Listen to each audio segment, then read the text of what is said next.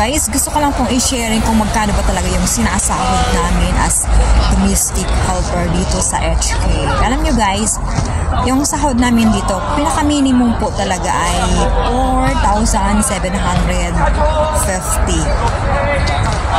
Pero guys, depende kasi yun sa amo na ano, na ibibigay nila, tinitingnan naman nila yung credibilidad mo as a domestic helper, tapos yung kakayahan mo, tapos yung tagal mo rin dito sa HK, kung ilang taon ka na. Pero ako kasi guys, kasi totoo lang, medyo matagal na kasi ako rito. Since 2016 pa ako rito. So, anong year na ngayon? 2024 na. Pero guys, sa totoo lang, nakaano na ako, nakatatlong amo na ako, pang-tatlong amo na to. So, unang amo ko, 4 na taon ako. Sa pangalawang amo ko, 2 taon. At ngayon ito, sa pangatlong amo ko, magdadalawang taon pa lang. Mahigit 1 year pa lang ako dito. Pero guys, blessed naman ako na above minimum talaga ako. Alam nyo guys, yung sahod dito, hindi mo naman yun basta-basta lang mapupulot sa Pilipinas na ganun lang. Kaya, di naman porkit nasa abroad ka, sarap-sarap ng buhay namin dito. At totoo lang, hindi ganun kadali.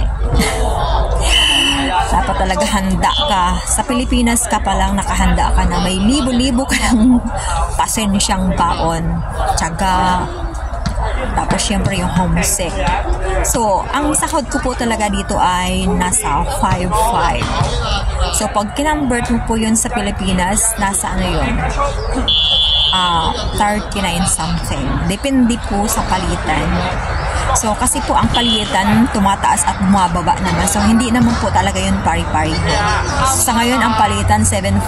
7.08 ang palitan ngayon. Kaya, nung tinutal ko, nasa 39 something. O kalong ko lang 39.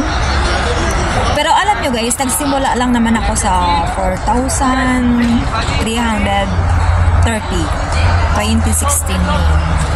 So, every year, tumataas yung ano talaga dito sa HK. Yung sahod ng isang domestic helper dito. O every 2 years, tumataas ng mga $100. So, malaking bagay na rin yun. Pero blessed pa rin ako na binigyan ako ng above minimum. So, yung 5,500 na yun guys, blessed na ako dun. Pero sa totoo lang, kasi syempre, ang 5,500 guys, hindi mo yun basta-basta mapupulot kung saan-saan lang. Talaga ang laki naman talaga ng bentahe kapag nasa abroad ka. Yun nga lang, syempre, hindi mo na babantayin yung anak mo, hindi mo na aalagaan. Syempre, malayo sa pamilya. Malaking sakripisyo yun. Pero ako guys, talagang siguro, ito na yung kapalaran ko, gano'n. Kapalaran ko na rin talaga to na dito na talaga ako magtrabaho. Tsaka masaya naman ako kahit hindi ganun kadali. Kasi nga syempre may amo ako. Hindi ko sariling oras.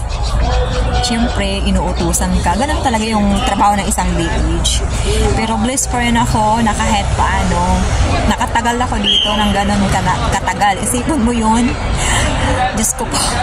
Di ko inaasahan na tatagal talaga ako syempre, sanay ako sa hirap. Pero, iba pa rin yung paghihirap ng nasa Pinas ka kaysa sa abroad ka. Sa Pinas kasi guys, kahit may kunti kang pera, hindi ganun kalaki yung kita ko. Syempre, kasama ko yung anak ko, masaya ako. Tapos, syempre sa pagkain, namimiss ko yung pagkain Pinoy. Hindi mo na yun matatanggal talaga. Mamiss mo yung pagkain Pinoy. Dito, syempre, gusto ko naman yung pagkain Chinese. Masaya naman ako sa pagkain nila. Pero, syempre, iba pa rin yung pagkain natin.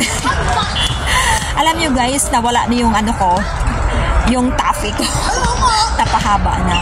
So, doon ako sa talagang pinaka-topic ko na alam nyo guys, yung una ko talagang bililing sa ngayon, alam nyo ba kung chinelas. Kasi sa totoo lang, dalawa namang chinelas ko. May chinelas akong panloob at may panlabas ako. Kasi naputol na yung chinelas kong panlabas. Kailangan kong bumili ng chinelas kasi nga, kapag naglilinis ako ng sasakyan, hindi naman pwede magsapatos ka kasi nga mababasa.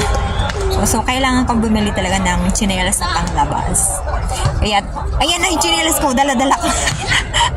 Ayan. Alam mo guys kung magkano to? Suot-suot ko na ngayon. Nasa $16 lang naman to. Mura lang naman. So, yan ang pinili ko. Kasi nga, gusto ko sana yung black. Ang iba kasi nito, pink. Ayaw ko naman ng pink masyado. Napaka-girl na girl naman. Gusto ko naman yung kakaibang kulay. At saka syempre frutas. Hindi talaga yun mawawala sa akin, frutas. So, $18 lang naman yung binili ko. Kagabi, binigyan naman ako ng mga frutas ni Amo. Alam niyo guys, nung kinunan ko yung frutas na yun, nakalimutan ko palang kunan. Paubos na, kaya nung kinunan ko yun, isang piraso na lang, tapos may hiwa pa talaga. Hiniwa ko na yun kasi nga sabi, ito na lang pala yung frutas ko. So, kailangan kong kunin para naman maipakita ko naman dito. Pero yung chinelas ko, may pinakita pa ako dito. Alam nyo guys, maliban doon sa $16 na chinelas, tapos mangga, yung kidney mango, $18.